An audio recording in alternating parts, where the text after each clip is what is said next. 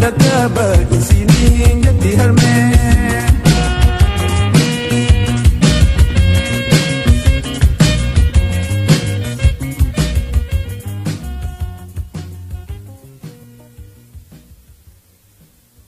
Halo, akkam jirtanii? Fayyaa keessanii? Jaarragaatuu rooba akkam jirtan? Naguma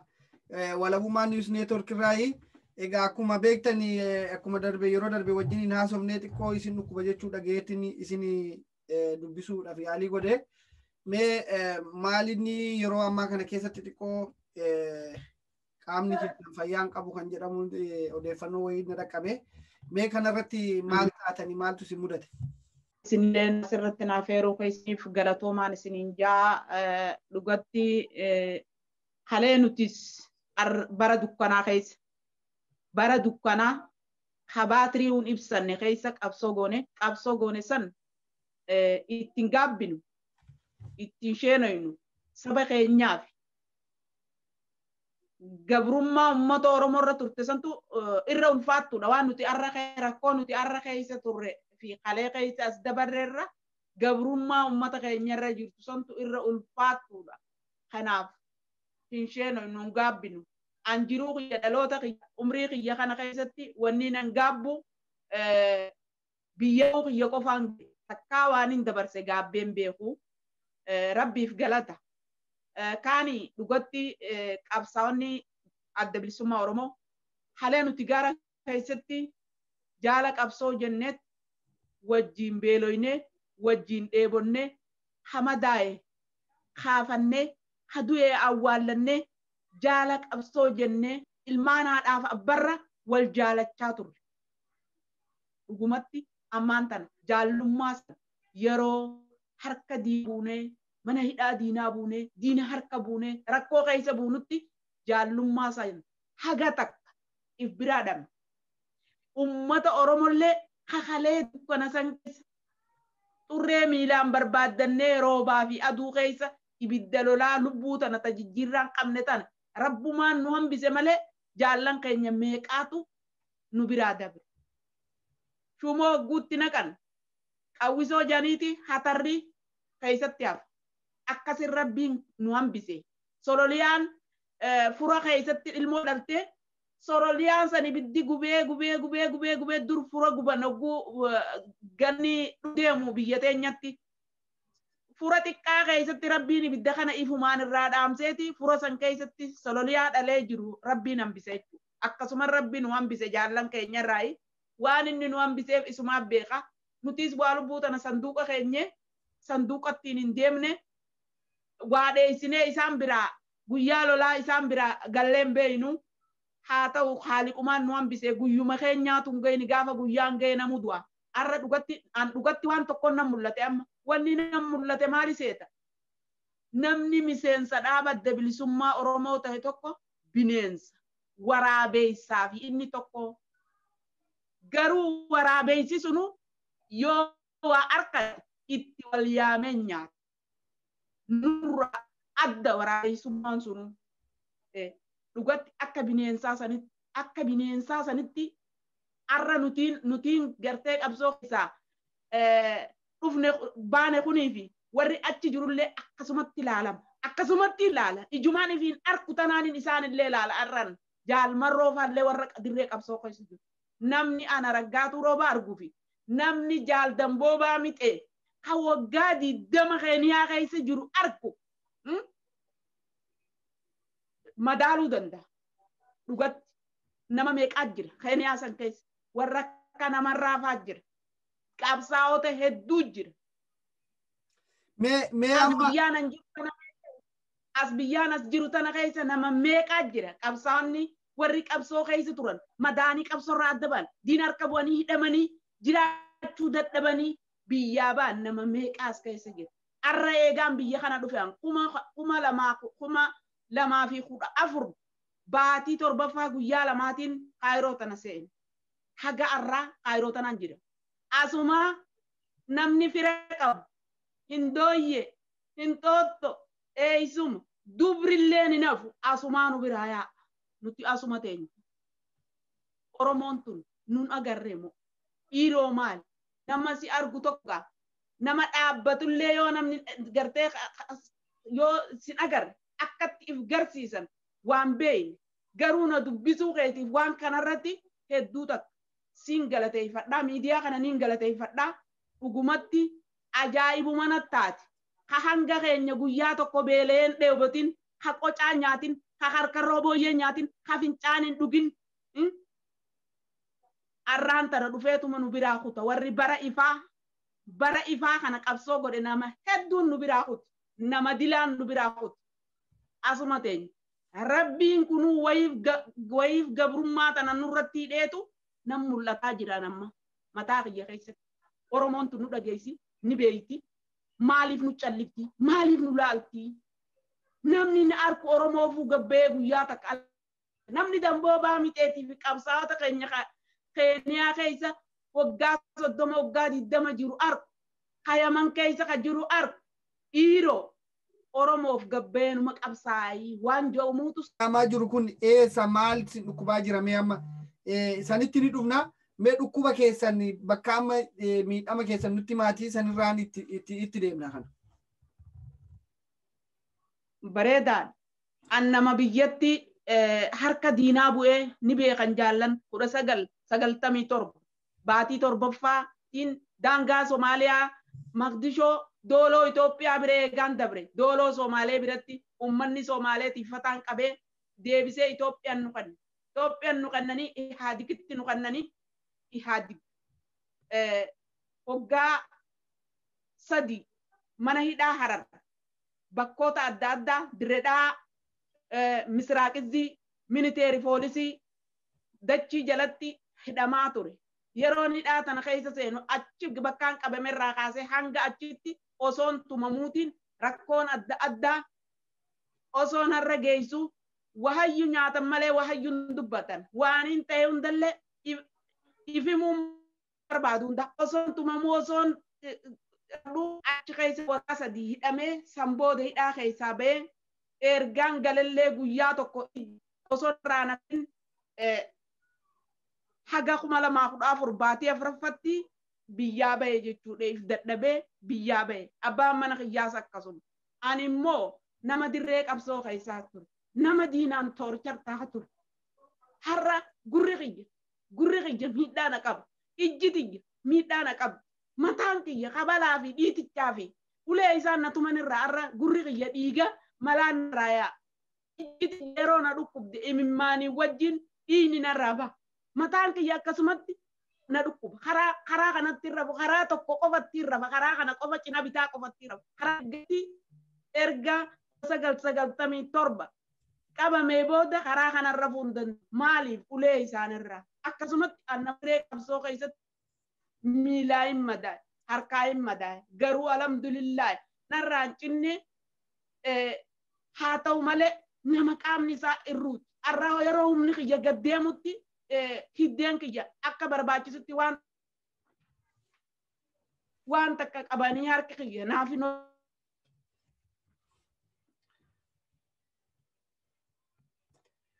connectionin baay'ee dadhabaa akkanaanin biyyattillee diinni yeroo naafi abbaa mana kiyyaa dhabu ilmoo illee narraa ajjeesee hangafa kiyya na duraa ajjeesee biyyaa ba'ee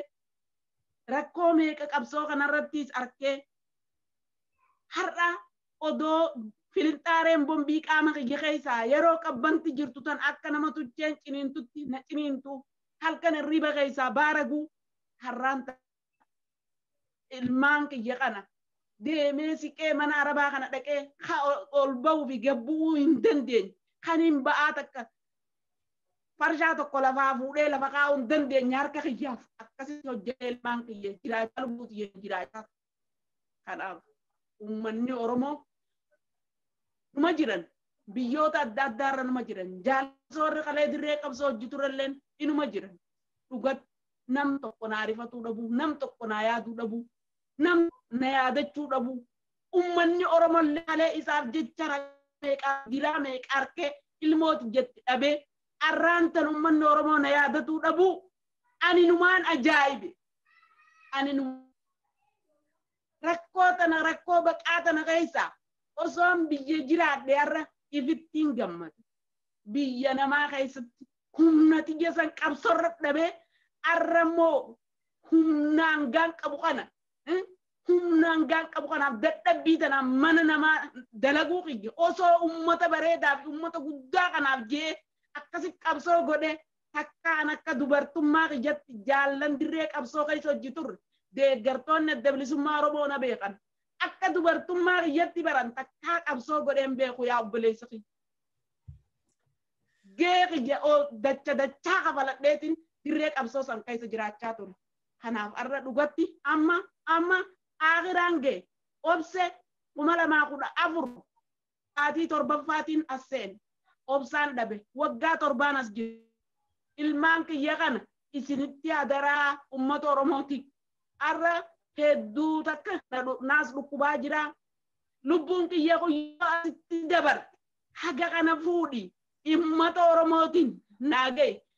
silaa nama dhaabbatu yoo dhaabbate nagarre gattaanis waan harkanii namni duraan nan arkin arraas yoon dubbadde waan an arku ilmaan kiyya isinitti hadaraa joollee kiyya taaftana halallee isintu hanga diinarraa kaan diinni gubiraa jeesu asiin naagee galatoomaa anallee isinumaatu bakka tanaanis gee asiin nageessanii maa asittis na dagattanii maa na irraanfattanii. Meeja raggaatu Ana hadaraa sitti amaanaa ilmaan kiyya isinitti amaanaa ilmaan kiyya kunoo isiniin gee sitti madhee ummata kiyyaan naagayin siin ja. Tole nangaani mee ammaa kanatti gaa akkumaatu dubbachaa jirtu akka finixaariin yeroo si keessa jiru baay'ee rakkachaa jirtuu fi akka amma immoo himaa jirtutti amma mana arabaa hojjettee farshaa ol fuudhuu hin danda'u. Harki kiyya tokkichi na dhukkuba jechaa jirta miilli keetillee akkasuma mee kana keessatti miseensonni adda bilisummaa Oromoo hooggantoonni adda bilisummaa Oromoo warri biyya alaa kana keessa jiranii Kanaadaa Awustiraaliyaa biyyoota kana keessatti baay'ee ispoonsarii yoo godhame namni bahuu danda'a mee namoonni waan kana irratti kanaan durallee siyaasofsiisanii jiran ni jiru maaliif hooggantoonni olaanoon ati amma fakkeenyaa fi marroo abarraa kana turte natti fakkaata bara 19 abaa'oo dhabamsiifne yeroo inni jedhu yeroo kam yaadadhu exactly yeroo isaa garuu na yaadadha yeroo mallasaan abaa'oo dhabamsiifne jirra jennaan ati immoo faranjii takka qabdee qabsoon Oromoo abaa'ootu jiraachuu abaa'oo kan mirkaneessite yeroo sanitti akka amma uummanni Oromoo marroo jedhu san yeroo sana jaarraggaatuu roobaa jechaa turan kana hunda namoonni beekan hin jiru jedheeti yaada. Mee waan sanirraa xiqqoo isii of duuba si deebisa gaafa qabsoon Oromoo dhabamte har'a uummanni Oromoo marroo faarsaa jira yeroo sanitti namoonni hedduun akkasi faarsan akka maqaa kee dhageenya nuti yeroo sanii ijoolleedha haa ta'u akka ammaa kana siyaasan sirriitti nuun galle mee kanarraa maal jetta akkamitti yaadatta yeroo abaawoon dhabame jedhanii mallasaan haasa'aa ture sani akkamitti sana keessa dabartee dhufte warri si haasofsiise jira. Sanirraallee otoo waa xiqqoo ishii nuu jette gaariidha maaliif seenaa kana marroo har'a faarsan kanallee ati gaafa humna qabdu gaafa beektee dirqama Oromummaa dirqama dachaa akka dhiirattis akka dubartittis waa hunda gochaa turte kanarratti mee xiqqoo ishii itti uummata kanaaf ibsaa namni simbeeyne hin jira jedhee yaadu haa ta'u garuu warra jaallawwan warra biyya alaa kana keessa jiran warra jireenya gaarii jiraachaa jiran warra immoo akka dhaabattis waa gochuu dandahanii dhaabni kunis waa gochuu qaba jennee dhiibbaa gochuunis nurra jira miseensonni keenya anis miseensa dhaabati miseensa adda bilisummaa Oromooti kanaafi hamma dandeettii kiyyaaf hamma humna kiyyaa wanni nani gochaa jiru kun ani si ala jireenyi kiyya hin tolu ati jireenyi kee ana ala hin tolu kanaafini si dubbisaa jira kanaafuu kanarra dhaabbadhuuti yaada kee nuu kenni. Ayyee galatoomii ulfaadhu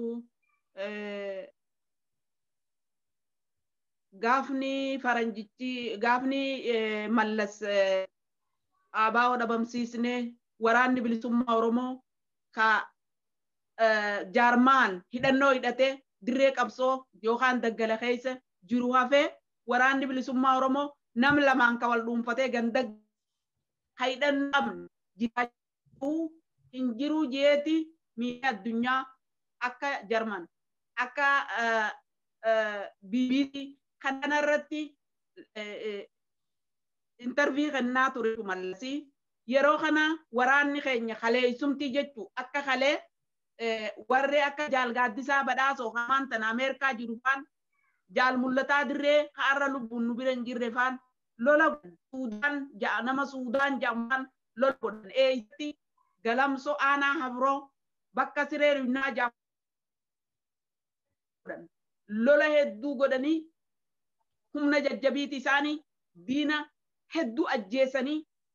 hedduu madeessanii waraanni keenya irraa aanee jechuudha. Kana inni har'a interview wanti kenne jechuudha yaada kenne jechuudha addunyaa. Yeroo kana nama abdataa jibunaa kan irree fujuu kana itti aanaa abbaa buttaatiin ture yeroo sanii inni itti aanaa kiyyee ture jechuudha abdataa hajibunaa waliin turre ajajoonni muraasaa warra Adam Biyyeefaa jaal majaamu joolluma achiiti joolluma habroo aanaa habroo keessa dhalattee achumatti guddattee qabsootti 92 qabsootti daamee jechuudha. Ajajaa muraasaati maal godhuu qabanaa jenneeti wal gaafanne jechuun nuti ajajoonni kun walitti dhufnee walitti qabee gaafadhe jechuudha. Jool lollees duunees ajjeefnees arra addunyaa kanarraa dukkana jirra. Addunyaan kun nun dhageessu maal dalaguu qabnaa maal hojjetuu qabnaa jeen gaafadhe ijoollee. Deemnee kaambii kanatti dhumnaa bakka takkitti dhumnaa nuti hundi jette ijoolleen lafaa kaanee hundi keenyaa dhaynee dhumnaa galamsuma kana kaambii dhayneeti ajjeefnee dhumnaa kaanee. Kanaa miti jennee amma maayaan sun nama mala qabu nama waa hunda suuta jee laalu jechuudha nama qaraatillee xiqqishoo qara'ee nama fageessee yaadu jechuudha. Kana godhuun qabnu kana yoo goonelleen dhagaamnu kaleessa sin lolame. Mee maaltu mul'ate wanni mul'ate takka illee hin jirtu. Kanaaf waan biraa yaadu qabnaa waan biraa waan mul'atu takka godhu qabnaa waan jedhamu fudhanne. Hayyee jennee naafi maayaan kun deemnee bakka qushaasha gannaqan Awsayid bakka jaamu xeerii jira bakka isaa warra gargaarsa kennuu jira achi qushaasha jala seennee qushaasha jala halkan sadi bullee jechuun naafi maayaan kun qorannoo gaggeessine jechuudha. Hambiin diinaatis achi jirti wanni kunis achi jirti. Takkiin hogganoota jaraa qabuu waan jaamu. Takkiin ammoo jara kana qabne nama kana qabne fuunee nagaan dhaaba keenya geessine addunyaan akka jiraachuu keenya beeyi. Godhu qabna waan jedhamu fudhanne. Dhaynee seennee guyyu sadiichi oollee koshoroo nyaannee osoo qushaashan mataa keenya gubbarratti gannaqan. Baanee waraana deebinee waraana dabalannee karaarra namichi ganama ispoortii godha. Ganama ispoortii godha hanqa sa'a 2 jechuu akka biyya teenya haga sa'a ganama irraa sa'a 8 fiigee deebi'ee jechuudha ispoortii godheeti. Dhaynee bakka kana teenyee bakka karaa nardii miggoru Awsayid bira teenyee achuma ganama kararra siinee namichi fiigaa dhufee nam sadiin kara inni irraa fiigu dhayne sadiin kara inni itti fiigu dura murree qabne barri sun bara 1994 ji'aa fi guyyaa isaa iyyaadhaan amma waan tureef jecha kanaaf gaa namicha kana fuunee nagahaan jechu dhaaba keenyatti bakka dhaabni keenya jiru dubbeen keenya yeroo san gow gaara mul'ataa jira gaangeen fuunee namicha kana qabaa barbaachisu goonee fi achi geessine dhaabni keenya guyyaa 27 bulchee nagaan ammallee waraanatti godhee akkasumatti Urfaa roqaa bakka jaamtutti ummataa wajjin urfaa roqaa tana manguddoo nama lamatti godhee magaalaa geessanii akkasitti nagaan galee jechuudha. Kanaaf gaa yeroo san waraanni bilisummaa Oromoo akka jiru mootummaan kun akka kijibu akkasitti saaxilisa baafnee jechuudha. Kanaaf dhugatti gaafa jaalmarroon ani yoo Oromoon bilisoomne je'ellee ambineensa gaaraatiin bilisoomsa jiru nin gammade ittiin boone maaliif gaafa san waaniin godhe waan beeku akka hogguusan itti nadhagaame san waaniin beekuuf jecha yeroo isaan akkas jaan shanee dhabamsiisni shanee akkana goone jaan san inni gabbee akkas juusaa ittiin boone edaannuma dhalataa hin jegoonni ittiin gammade baga dhalleen je baga dhalcheen je Oromoon baga dhalche akkanaa baga nuu dhalche jennee itti boone itti gammade ifii jallee waaniin kalee godhe san naaf jirta bakka sanarrallee jeen kanaaf nillee naa galatoomu baay'ee galatoomu. waan barbaade dadhabbiin isaa firii haa godhattu ija haa godhattu oromoon ammoo bira dhaabbachuu qaba qabsaa'ota isaa bira dhaabbachuu qaba dadhabbiin arraan tana dadhabu duuti arra oromoon duutun boru immoo guddina taati dhaloota dhufuuf. Galatoomii egaa beektee waan kana wanni si yaadachiisee fi akkuma har'aa kana amma marrooni jecha atis marroo durii turte marroon kun sirna jedhanii innis sirna jedhee dubbatee jira bara sanigaa bara 1994 akkaati jette kanatti inni dhageenya egaa maaliifin kana kaase namni sadarkaa kanarra ture qabsoo Oromoo har'a beektee Oromoon biyya alaa fi biyya keessa jiru kun itti gammadee itti angoo argachuuf ittiin beekumtii guddaa argatee itti gariin itti qabeenya horatee jiraachaa jiru kuni ati nama akkanaa har'allee rakkoo akkasii keessa jirta keessattuu immoo ati warra dhiiratirraa adda maaliifi yeroo ammaa kana keessatti dubartiidha ilmaan qabdaa dadhabdee jirta biyyin jiru haalii kee bira hin jirtu dhaabni beektee of dandahee si gargaaree waan si gochaa jiru hin jiru miseensonni kun dirqama qabanii ispoonsarallee si godhanii akkaataa itti biyya sanirraa yookaan immoo bakka biyya sadaffaa si barbaadanii jedheetini kan inni waan kana wannoo jechaa jiru hamma dandeenyetti egaa namoonni waan kana daawwatanii fi jeneraal Angaatuu Roobaa yeroo san si mogga'e natti fakkaata yoon dogoggoruu baadhee fi injifannoo kanarratti amma warri waraana jeneraala jedhan kun waan akkanaa godhanii miti lola akkanaarratti hirmaatanii wannoo namni akkasittiin wareegama hamma kana qabaattee atuu takkittii tana atuu beektee akka nama ijaatti silaa uummanni Oromoo si qabachuu qaba ture haa ta'u garuu haala amma keessa jirtu keessatti immoo ibsitee jirta mee wanni amma hatattamatti wannoo siin jedhan kara mana yaalatiin wanni finixaarii wanti keessa jiru kana keessaa baasuudhaaf yaaliin si taasifame jira yookaan immoo gara UN'tiinis haa ta'u gara namoonni waan kana beekanis immoo hooggantoonni baay'een ni jiru jedheetii yaada mee akkamitti jirta wanni kun si keessaa ba'e moo rasaasni kun si keessaa ba'e moo si keessaa hin baane jedhanii namoonni si gaafatan ni jiranii atis immoo gara mana yaalatti deemtee waan kana akkaataa itti of keessaa baastu waan yaalii goote ni jira. Mana yaalaa yeroon dur biyya tana dhufu jala deemeeti jira wanni na keessa jirtu xaareen na keessa jirtu fagoo jirti qaama kiyya keessa fagoo jirti yeroo qabbanaa garuu na qunxuuti qaama kiyya na nyaata maaliif jennaan qaamni kiyyaas ka duraanirra gad deemee waan jiruuf jecha qaama kiyya na qunxuuxxee na nyaatti na dhagamti hoggaan dhaaqima hin dhiyaattuu naan ja'a hin dhiyaattuu si dhoofnaa operaasyoona si goonaa ja'a operaasyoona kana keessatti biyya tana keessatti waa hedduu jira waa hedduu sodaan nama keenya meeqaatu operaasyoon ta'ee asitti lubbuu isaa dhaba asitti kalee isaa dhabaa jira waa meeqaa jira kanaaf kan hundaaf hundeef dhoostuu hin dandeenye garuu ijata nafaa kabalaa isaanirraa kan ka'e ijatuun tamirgaa ammallee sana dhukkubdii waan narra jiru san firraaqeetiin jira haa ta'u malee ammallee anuma dhukkubdi yeroo qabbanti dhufe gurra ija mataa maddii tana mallaatan hundina dhukkuba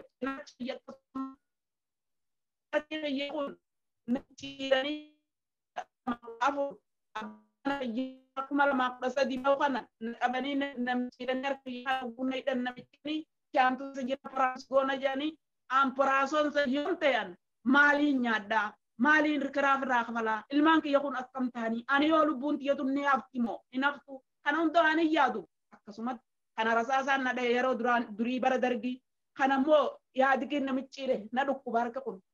keessattuu yeroo qabbanaa kana hedduu na dhaga'ama hedduu takka na dhukkuba amma immoo obsaan fitadheen obsi bututtuudha sabriin bututtuudha Oromoo tiyya narraa dhumtee jirti lubbuun tiyyatu nu biyya baqaa tana keessatti ilmaan kiyya kana biraan hin dabramoo keessaan dabraa waan jumuu yaada ilmaan kiyya osoo biyya jiraatanii ummanni Oromoo qonnaan bulaan Oromoo haniin ankalee ulaa isaa dura dhaabbadhee lole haniin ankalee ganda isaa dura dhaabbadhee lole beeku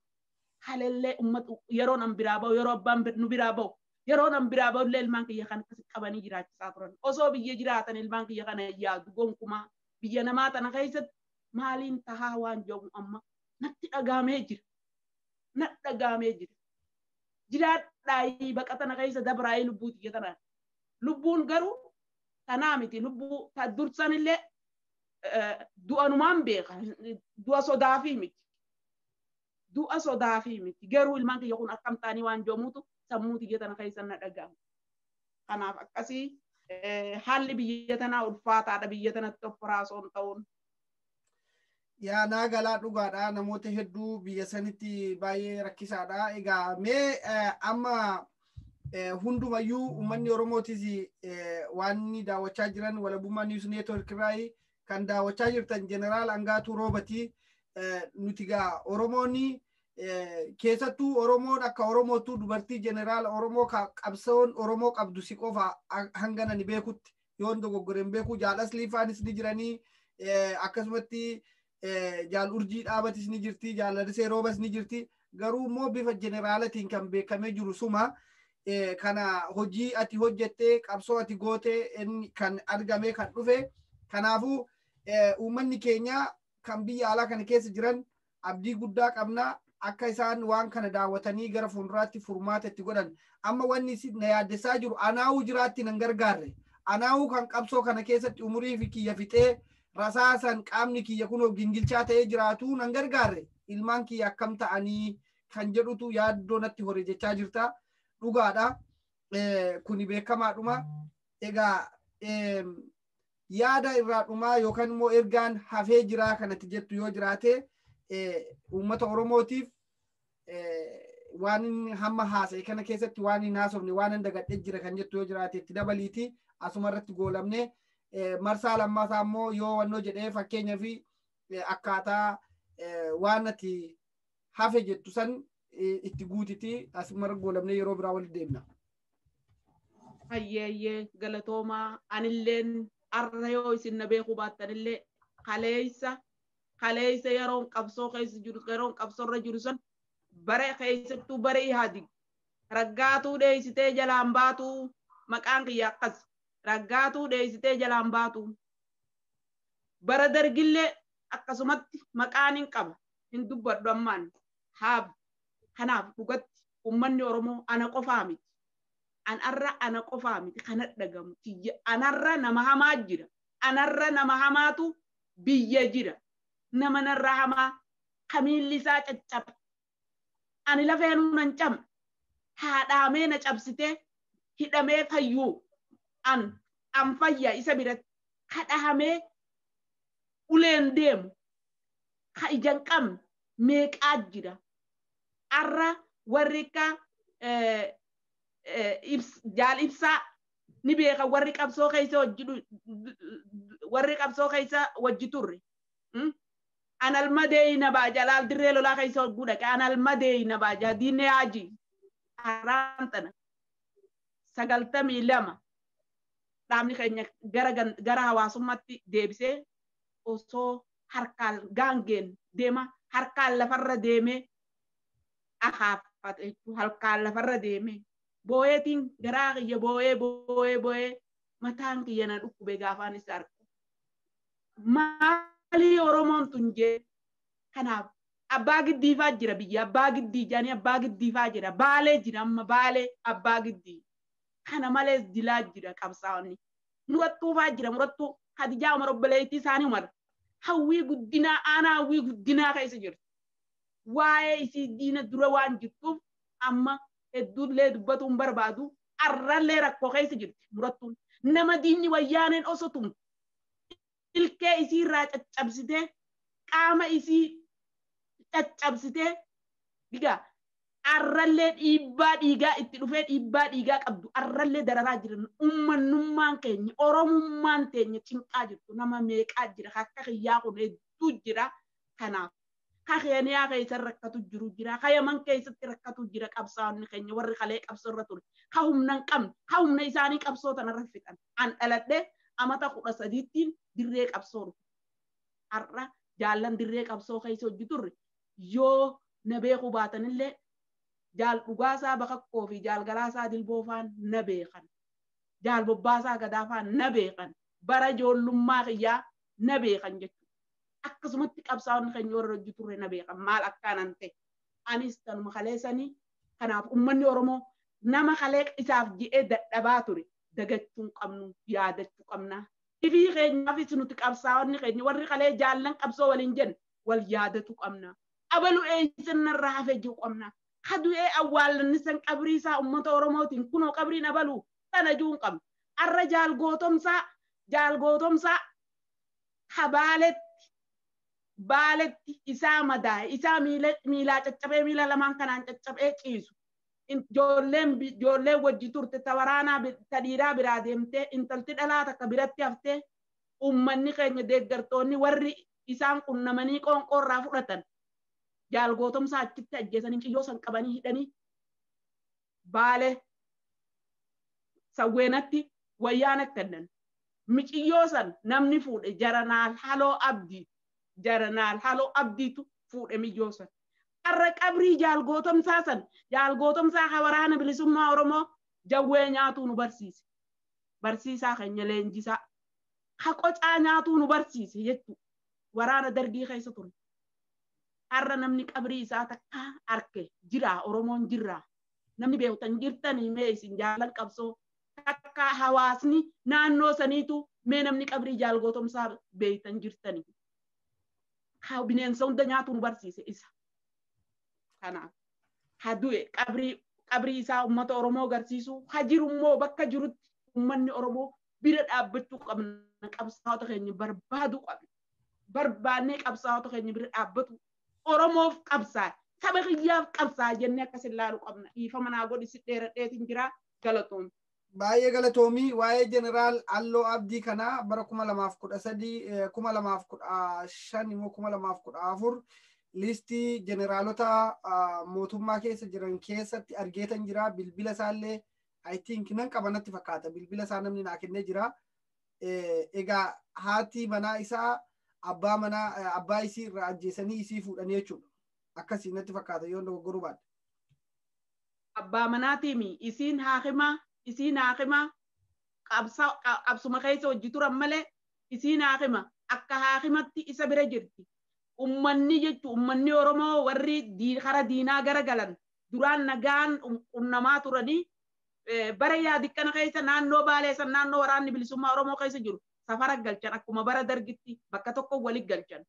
Ummata hafee dhokatee horii isaatiin gaala isaatiin hafee jiraatu jira. Isaan irraa qoonqoo fudhatanii jiraachaa turan. Ijoolleen lamata bira jirtu biraa deemtee diinaggalte. Miciyyoon tun isarratti hafe.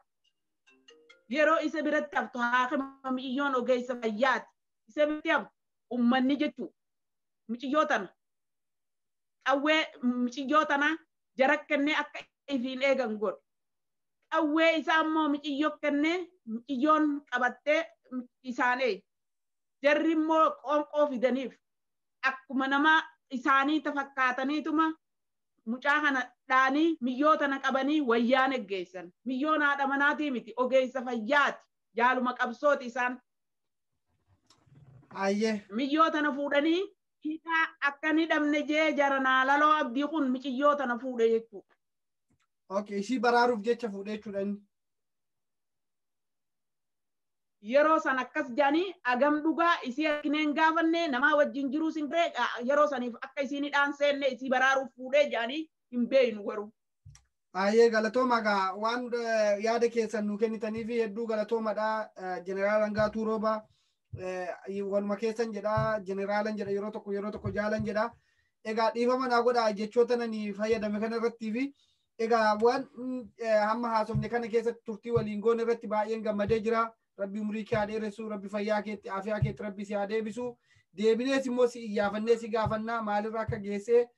uummata Oromoo biraanis ni geenya dirqama keenya akka nama tokkootti akka miidiyaa kanaatti ni baana. Qabsaa'ota bilisummaa Oromoo warra sagalee dhabaniif hanga Oromiyaa keessatti warra jiranii fi warra du'an hundaaf sagalee ta'uudhaaf miidiyaan kun halkanii guyyaa ni hojjeta jedheetiin amanaa. Kunis kaayyoo keenyaaf ejjennoo keenya dhiiga qabsaa'otaa, lafee qabsaa'otaa barbaannee dhalootatti dabarsina jennee kana waadaa waan isinii seennu kun shakkii tokko hin qabu. egaa turtii gaarii qabaadhu. Rabbi nagaa fayyaa si haa kennu, maatii kee Rabbi si haa bulchu. Rabbiin rakkoo amma jiru kana keessas gara bal'inaatti Rabbi si haa baasu jedheeti yaada. Du'aa godha. Aamin aamin aamin. Isinillee galatoomaa ulfaadhaa galatoomii lallabannee jennuuni akkasitti anis lallabadde yee galatoomii ulfaadhuun siin jaa galatoomii. Yaa galatooma.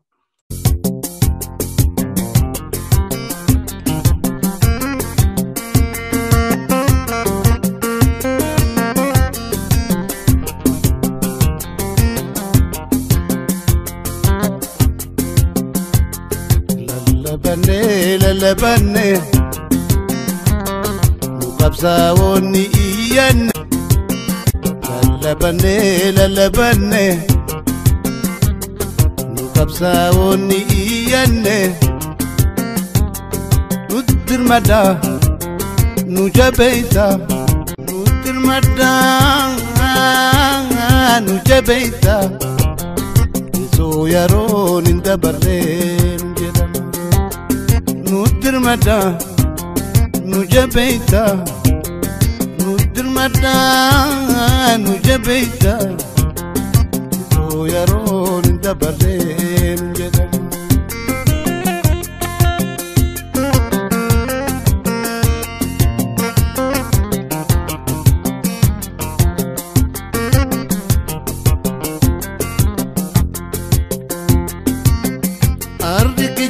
Ardikichaanti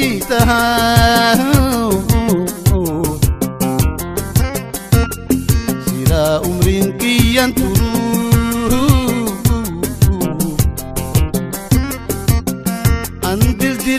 Andildilanti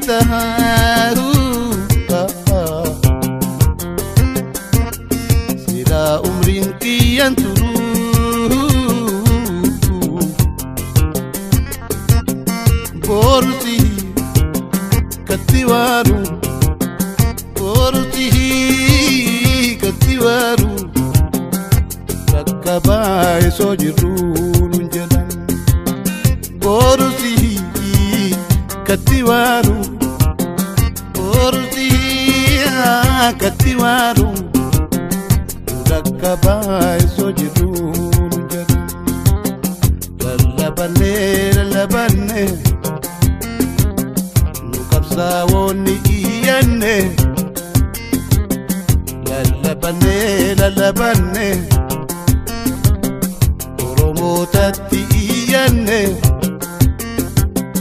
Nuttirmadda nu jabeeysa Nuttirmadda nu jabeeysa Akka booddeen sheenoyleen jedha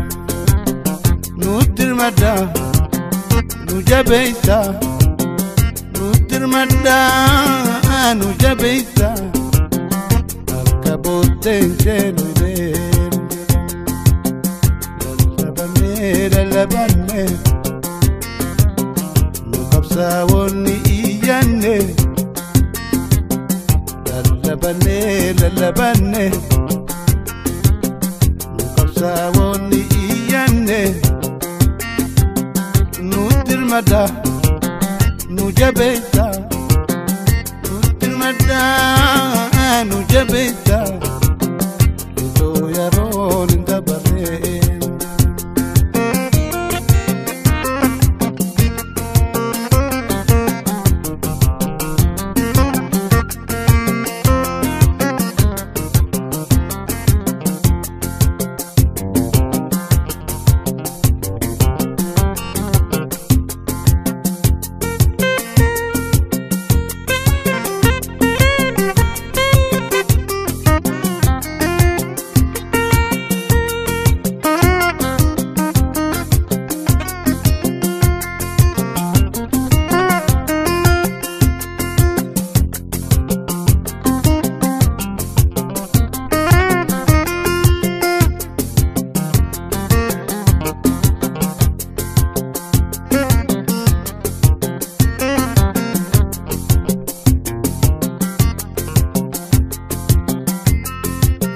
kamilli murame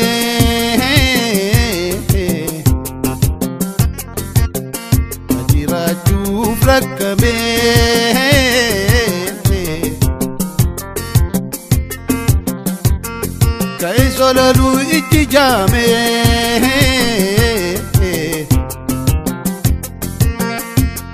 Taifni guyyaa itti dhaame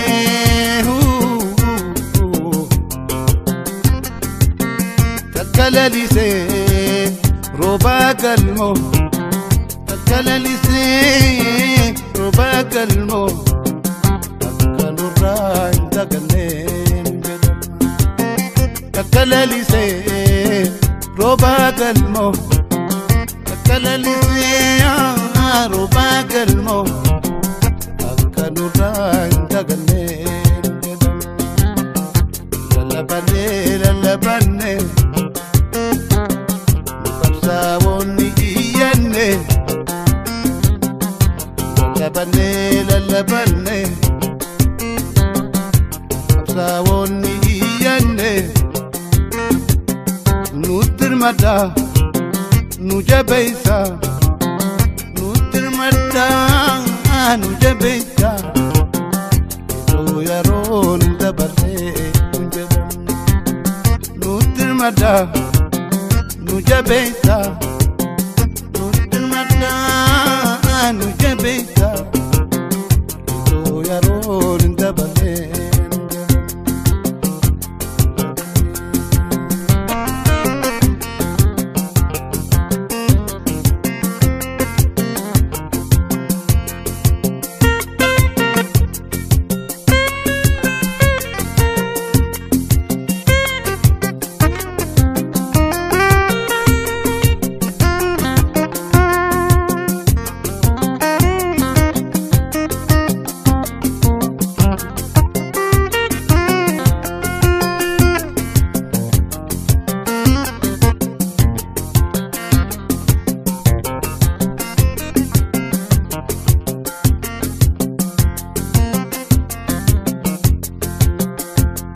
Kophee qarshishanii dhabaa akka jawween nulittinee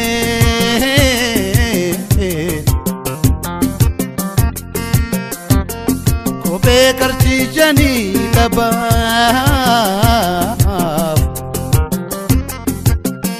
akka jawween nulittinee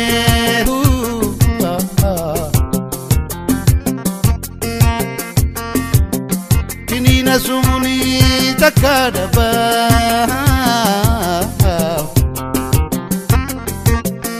Kusane akantune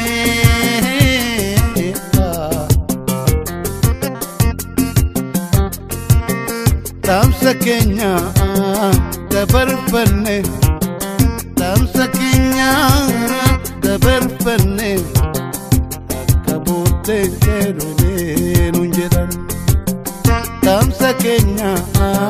dabarfanne Tamsa Kenya dabarfanne Akabote kerune Lallabane lallabane Robotatti iyyanne Lallabane lallabane Mukabsaawonni iyyanne Nutirmada nujabeisa Nutirmada